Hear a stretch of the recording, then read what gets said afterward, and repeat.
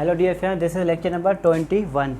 In this lectures I am going to discuss about summons and discovery. Summons क्या होते हैं हमारे पास, ये हमारे पास है section number summons and discovery section number 27 से लेकर 32 तक है, ठीक है। और इसका प्रोसीजर कहाँ पर बताया गया है, इसका प्रोसीजर बताया गया है आर्डर नंबर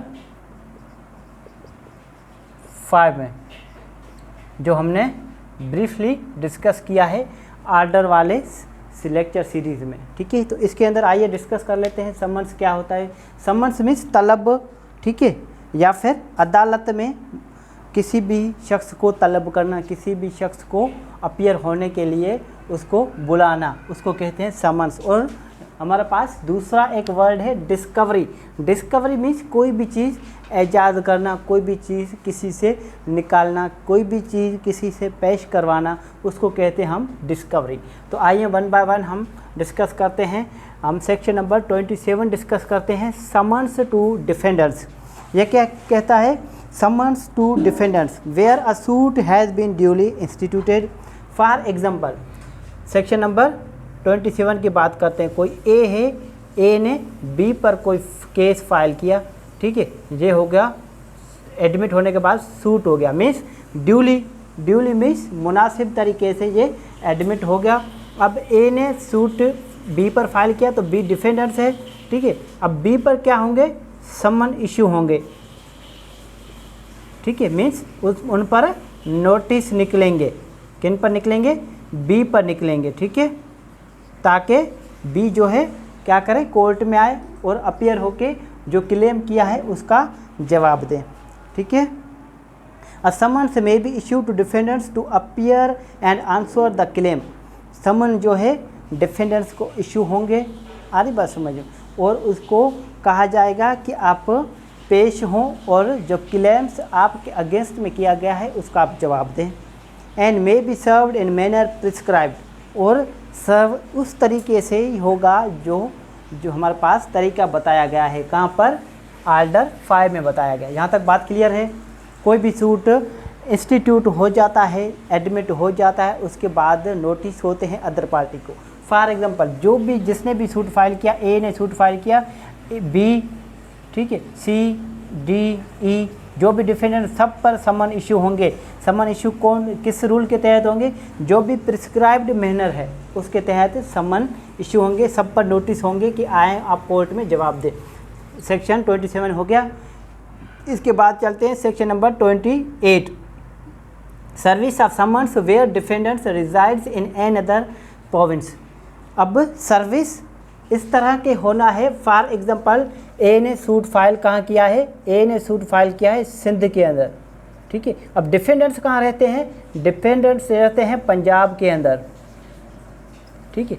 अब हम बात कर रहे हैं सेक्शन नंबर 28 की। तो ए ने सूट फाइल किया बी, सी, डी और ई के अगेंस्ट में, बी, सी और डी के अगेंस्ट में।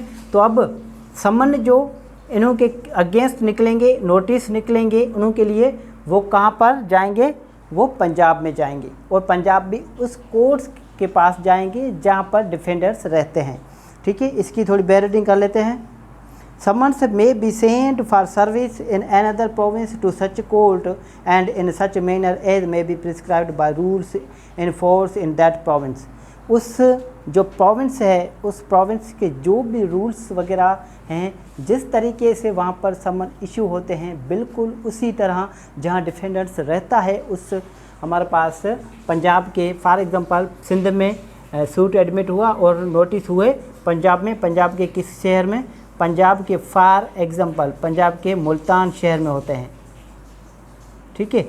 और मुल्तान के ये जो सिटी में रहते हैं, जो भी गांव में रहते हैं, जहाँ भी रहते हैं, और उस कोर्ट की जो भी वहाँ पर जो जिस कोर्ट की जुरिस्डिक्शन आती होगी, उस कोर्ट को नोटिस भेजेगी कौन, सिंध की जो कोर्ट है डायरेक्ट वहाँ पर भेजेगी, और वो कोर्ट जो है पंजाब की कोर्ट है डायरेक्ट उन पर भेजेगी नोटिस। किन पर, बी, सी और डी, जहाँ पर वो उनकी जुरिस्डिक्शन में रहते हैं। यहाँ तक बात क्लियर है।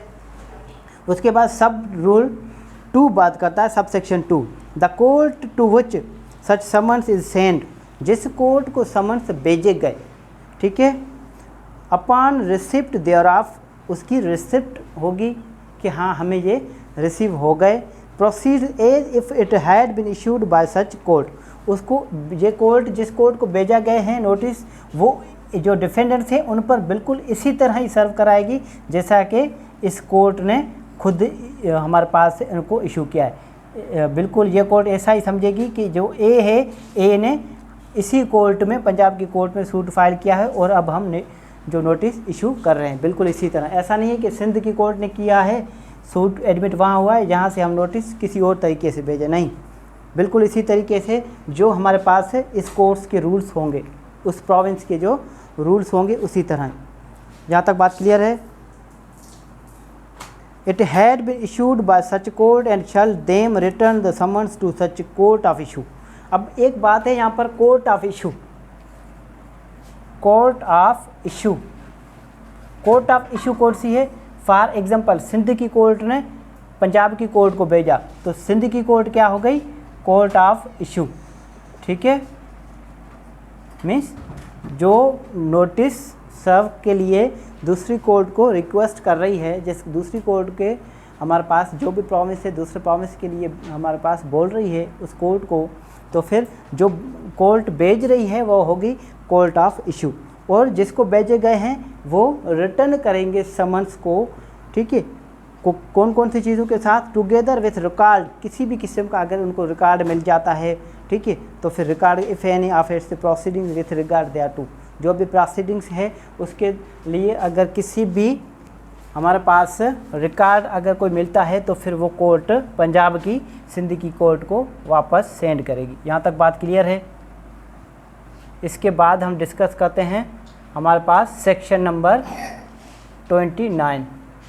सेक्शन नंबर 29 किसके बारे में डील करता है? Service of foreigners, service of foreign summonses. अगर फॉर एग्जांपल इसकी थोड़ी बैरिंग कर लेता हूँ, उसके बाद हम डिस्कस कर लें। Summons shall other processes issued by any civil or revenue court situate outside Pakistan may be sent to courts in Pakistan and served as if they were summonses issued by such courts. For example, India के अंदर ए जो है B पर suit file करता है। ए कहाँ पर रहता है? ए इंडिया में रहता है। ठीक है, अब बी कहाँ पर रहता है? बी जो है पाकिस्तान में रहता है। ठीक है, ये सेक्शन 29 की बात कर रहे हैं। ठीक है, कौन से सेक्शन की बात कर रहे हैं? 29 सेक्शन की बात कर रहे हैं। अगर इंडिया में इनके अगेंस्ट, बी के अगेंस्ट सूट फाइल हुआ है तो बी रहता है पाकिस्तान के अंदर, तो फिर इंडिया की जो कोर्ट है जहाँ पर सूट फाइल हुआ है वो पाकिस्तान के अंदर, फॉर एग्जांपल जो बी जो है पाकिस्तान में हैदराबाद में रहता है, हैदराबाद की जिस कोर्ट के जुरिस्डिक्शन में रहता है वो इंडिया की जो कोर्ट है वो डायरेक्ट उस कोर्ट की जुरिस्डिक्शन को भेजेगी। और ये जो हमारे पास हैदराबाद में रहता है तो हैदराबाद की जो कोर्ट्स है, ठीक है, वो इस डिफेंडर्स बी पर इसी तरह समन इशू करेगी जैसा कि हैदराबाद की कोर्ट के पास सूट फाइल हुआ है। यहाँ तक बात क्लियर है? अब हमारे पास इसके अंदर एक प्रोविजंस दी गई है, एक प्रोविजन दिया गया है। प्रोविजंस ये है कि जो भी हमारे पास समन वगैरह इशू हुए हैं वो क्या हों? इस्टेब्लिश्ड बाय अथॉरिटी हों।